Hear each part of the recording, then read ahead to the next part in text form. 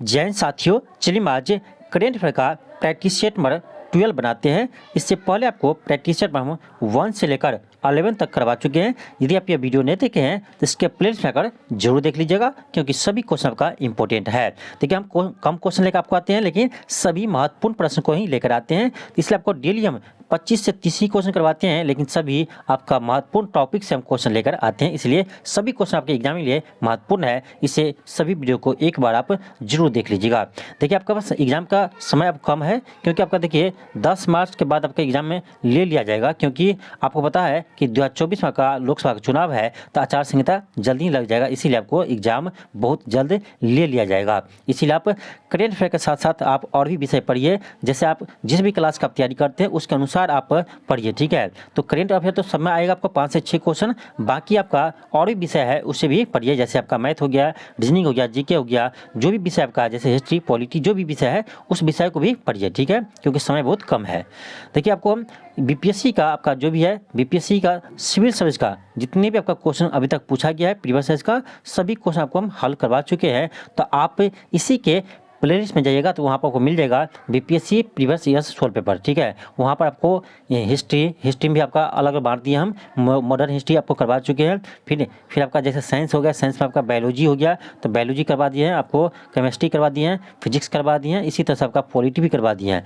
तो आप सभी विषय लगभग आपको हम करवा चुके हैं। बीपीएससी में पूछे गए सभी प्रश्नों को आपको लगभग हल करवा चुके हैं। तो इस वीडियो को एक बार आप जाकर जरूर देखिएगा, क्योंकि इसमें बीपीएससी के आपके एग्जाम में बहुत सारे क्वेश्चन आपका रिपीट किए जाते हैं। इसीलिए बीपीएससी के क्वेश्चन बैंक को जरूर बना के जाइए, क्योंकि आपका 40 से 50% आपका क्वेश्चन बैंक से ही क्वेश्चन आता है, ठीक है। इसीलिए क्वेश्चन बैंक को बनाना बहुत ज़रूरी है। इसलिए आपको हम पहले से सॉल्व करा कर रख दिए हैं। तो इस वीडियो को जाकर एक बार जरूर देखिएगा, ठीक है। इसी का हम डिस्क्रिप्शन में इसका भी लिंक दे देंगे, ठीक है। जितने भी आपका बीपीएससी प्रीवियस इसका क्वेश्चन सॉल्व करवाए हैं, इसका भी लिंक आपको इसके डिस्क्रिप्शन में हम दे देंगे, ठीक है। वहाँ से आप देख लीजिएगा।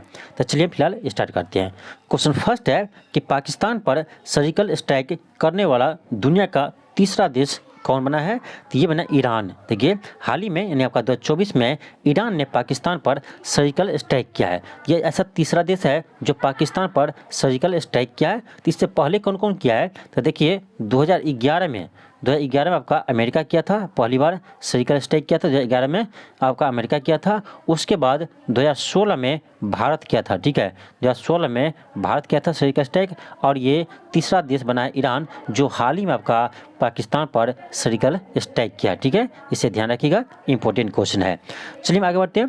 क्वेश्चन सेकेंड है, क्वेश्चन कर रहा है कि ईरान ने पाकिस्तान में किस आतंकी संगठन के ठिकाने पर जनवरी 2024 में बम बरसाए हैं? तो ये बरसाए आपका जैश अल अदल आतंकवादी एक संगठन है, उसी पर यह बम गिराए थे ईरान ने। ऑप्शन आपका बी हो जाएगा। तो ये दोनों क्वेश्चन आपका महत्वपूर्ण है, इसे आप ध्यान रखिएगा।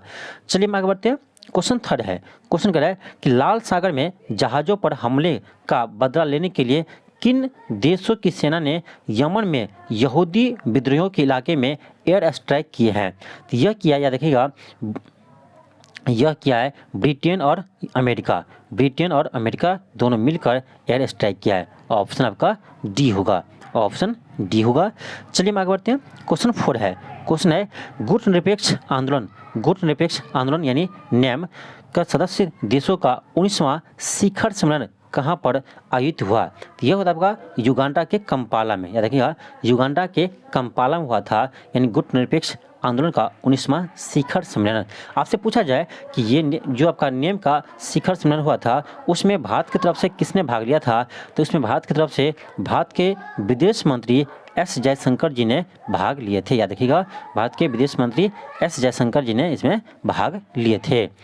नेक्स्ट आपका है क्वेश्चन 5 है, क्वेश्चन कर रहा है कि वर्ष 2024 में ब्रिक्स के सदस्य देशों की संख्या 5 से बढ़कर कितनी हो गई? देखिए, पहले ब्रिक्स में आपका 5 सदस्य था। कौन कौन था? तो ब्राज़ील, रूस, इंडिया, चाइना, साउथ अफ्रीका। तो इसी के नेम के यानी देश के नेम के फर्स्ट लेटर से ही ये आपका नाम बना था ब्रिक्स, ठीक है।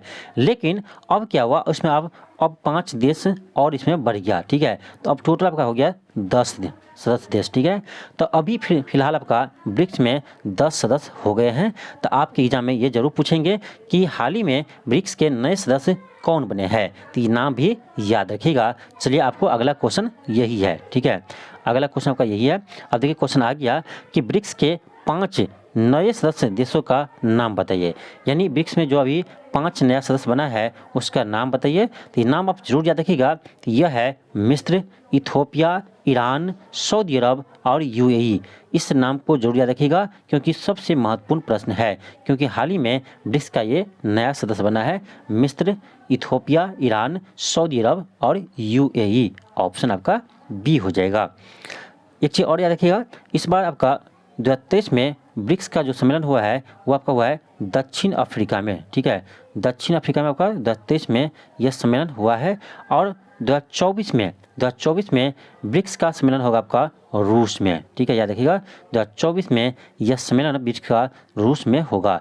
तो 23 में हुआ था दक्षिण अफ्रीका के जोहान्सबर्ग में और 24 में होगा रूस में, इसे भी ध्यान रखिएगा। चलिए आगे बढ़ते हैं। क्वेश्चन 7 है, क्वेश्चन कह रहा है कि ब्रिक्स से सहमति मिलने के बावजूद किस देश ने इसका सदस्य बनने से इनकार कर दिया। देखिए ब्रिक्स का सदस्य बनने के लिए उसको न्योता मिला था, लेकिन इसे ठुकराया कौन, तो अर्जेंटीना। याद रखिएगा यह ब्रिक्स का सदस्य बनने से इनकार कर दिया है अर्जेंटीना ने। ऑप्शन आपका ये होगा। तो ये भी आपका महत्वपूर्ण प्रश्न है, ध्यान रखिएगा। चलिए हम आगे बढ़ते हैं। क्वेश्चन आपका 8 है, क्वेश्चन है कि अयोध्या राम मंदिर में स्थापित रामलला की मूर्ति का नाम बताइए, मूर्तिकार का नाम बताइए, यानी मूर्ति का वास्तुकार का नाम बताइए। यानी कहने कर दिया हुआ जो राम मंदिर में रामलला की मूर्ति स्थापित हुआ है उस मूर्ति को किसने बनाया था, ठीक है, तो इसका नाम है अरुण योगीराज, ठीक है, अरुण योगीराज इसके वास्तुकार है। तो ध्यान रखिएगा रामलला की मूर्ति बनाया है अरुण योगीराज। देखिए इससे पहले आपको हम ये प्रश्न करवा चुके हैं कि राम मंदिर का यानी डिजाइन किसने बनाया है, ये क्वेश्चन अलग है, ये है रामलला की मूर्ति का। तो दोनों क्वेश्चन अलग अलग है और दोनों को याद रखिएगा। तो ये आप याद रखिएगा रामलला की मूर्ति का निर्माण किया है अरुण योगीराज, और जो अयोध्या का राम मंदिर है इसका डिजाइन किसने बनाया है, तो यह बनाया है चंद्रकांत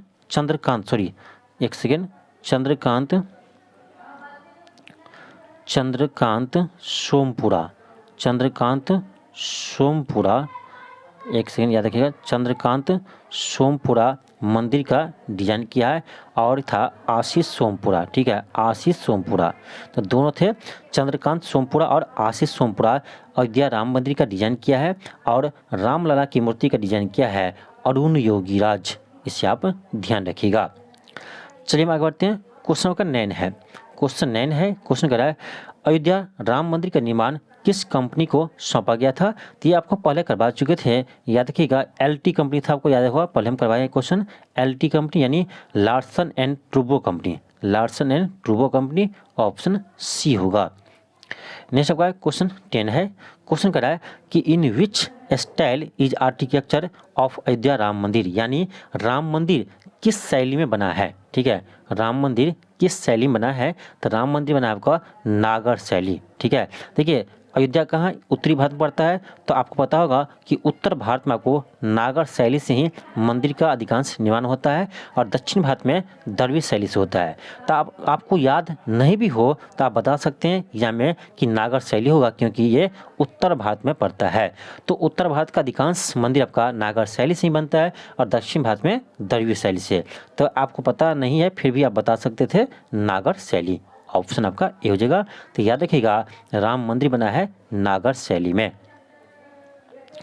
नेक्स्ट आपका क्वेश्चन 11 है, क्वेश्चन कर रहा है किस राज्य के खजूरी गुड़ा को जीआई टैग मिला है। देखिए हाल ही में बहुत सारे प्रोडक्ट को जीआई टैग मिला है, इसीलिए आप जीआई टैग को देखकर जरूर जाइए, क्योंकि हो सकता है आपका एग्जाम में मैच तक कॉलम दे दे, ठीक है, मैच करने वाला आपको दे दे कि किस राज्य में किसको जीआई टैग मिला है। तो ऐसे आपके एग्जाम में क्वेश्चन आ सकता है, इसीलिए सभी जीआई टैग को आप एक बार देख लीजिएगा। किस राज्य के खजूरी गुड़ा को जीआई टैग मिला है, तो यह मिला है उड़ीसा राज्य के। ऑप्शन डी होगा, याद करते जाइएगा। क्वेश्चन 12 है, क्वेश्चन कर रहा है किस राज्य की मिठाई डेकनाल मगजी यानी दूध उत्पादक का होता है को जीआई टैग मिला है, यानी किस राज्य की मिठाई डोगनाल मगजी को जीआई टैग मिला है। तो यह भी है उड़ीसा का, ठीक है, ऑप्शन सी होगा। नेक्स्ट आपका क्वेश्चन 13 है, क्वेश्चन कर रहा है किस राज्य की सिमलीपाल काई चटनी को जीआई टैग मिला है। देखिए सिमलीपाल तो उड़ीसा में है, तो ये भी आपका उड़ीसा में हो जाएगा। तो ये आपको याद करना ऐसे आसान हो जाएगा, तो ये भी याद रखिएगा, सिमलीपाल काई चटनी जीआई टैग मिला किसको? उड़ीसा को। ऑप्शन सी होगा।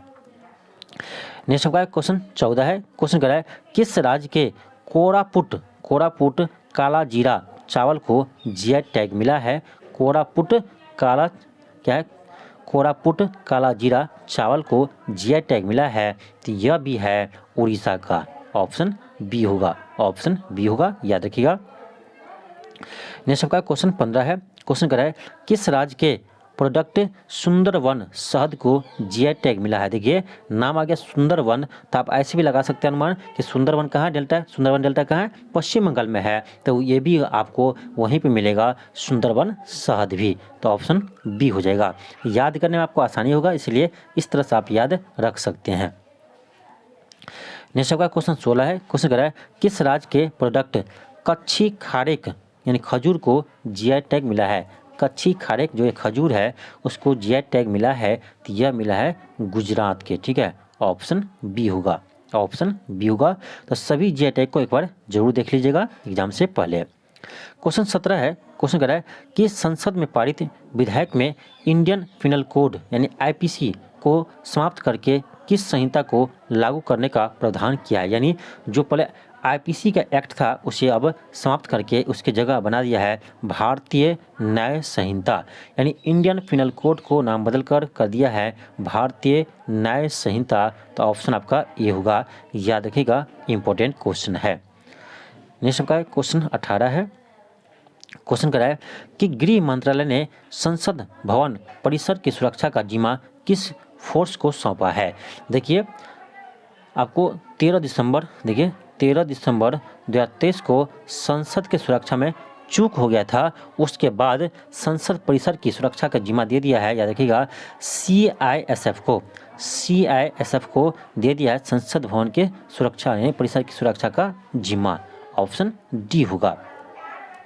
क्वेश्चन 19 है। क्वेश्चन कर रहा है सुप्रीम कोर्ट ने संविधान के अनुच्छेद 370 को निरस्त करने के फैसले को बरकरार रखा है कि इस अनुच्छेद को राष्ट्रपति ने कब हटा दिया था? देखिए इसको फिर संसद भवन सुप्रीम कोर्ट में ले गया था, लेकिन सुप्रीम कोर्ट ने फिर उसे सही ठहराया है कि 370 को समाप्त करना एक अच्छी निर्णय था, तो इसको यानी इस निर्णय को बरकरार रखा है। तो यह निर्णय आपको समाप्त किया था 5 अगस्त 2019 को। ये आपका इम्पोर्टेंट क्वेश्चन है क्योंकि ये आपका पिछले का घटना है जो आपका हाल ही में इस पर फिर निर्णय आया है। तो ध्यान रखिएगा 5 अगस्त 2019, क्योंकि अभी चर्चा में है, क्योंकि इसे सुप्रीम कोर्ट में फिर ले गया था। सुप्रीम कोर्ट ने इस फैसला को बरकरार रखा है, यानी 370 को निरस्त करना फैसला बरकरार रखा है। तो यह पहली बार यानी कब बर्खास्त किया था राष्ट्रपति? तो याद रखिएगा 5 अगस्त 2019 को 370 धारा को समाप्त किया था जम्मू कश्मीर से, जो एक ऐतिहासिक फैसला है।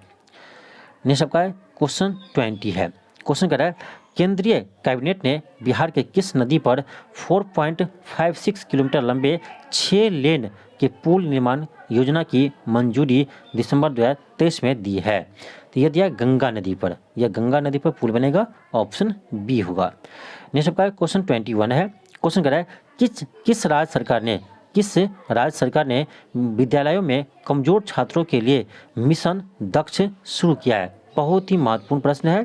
क्वेश्चन है किस राज्य सरकार ने विद्यालय में कमजोर छात्रों के लिए मिशन दक्ष शुरू किया है? तो यह किया है बिहार सरकार ने। ऑप्शन सी होगा। ऑप्शन सी होगा, बिहार। नेक्स्ट आपका क्वेश्चन 22 है। क्वेश्चन कर रहा है सियाचिन ग्लेशियर में ऑपरेशनल पोस्ट पर तैनात होने वाली पहली महिला चिकित्सा अधिकारी कौन बनी है? ये तो आपका बहुत ही महत्वपूर्ण प्रश्न है, इसे जरूर याद रखिएगा। तो यह बनी है captain Fatima Wasim. Captain Fatima Wasim Siachen glacier में ऑपरेशन पोस्ट पर तैनात होने वाली पहली महिला चिकित्सा अधिकारी बनी है। ऑप्शन ए होगा। नेक्स्ट आपका क्वेश्चन 23 है। क्वेश्चन आपका 23 है कि एक ही फायरिंग यूनिट से 4 लक्ष्यों को एक साथ नष्ट करने वाली दुनिया के पहले एयर डिफेंस मिसाइल सिस्टम का नाम बताइए जो भारत में निर्मित है? तो ये नाम है आकाश।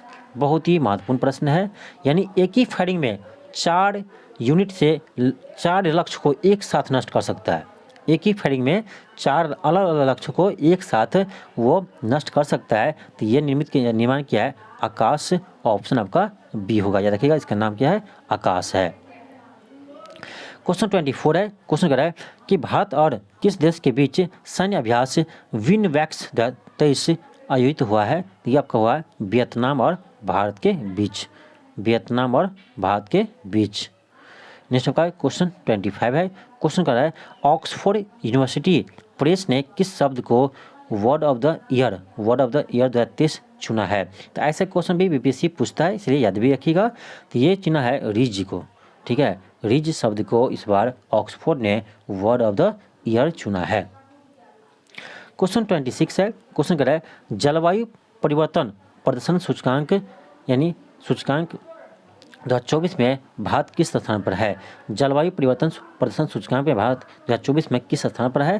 तो यह है 7वां स्थान पर, याद रखिएगा भारत 7वां स्थान पर है। नेक्स्ट का क्वेश्चन 27 है, क्वेश्चन कर रहा है यूनेस्को ने गुजरात के किस पारंपरिक नीति को अमूर्त सांस्कृतिक विरासत सूची में शामिल किया है। तो यह किया है गुजरात के गरबा को, ठीक है, गुजरात के गरबा को। ऑप्शन डी होगा।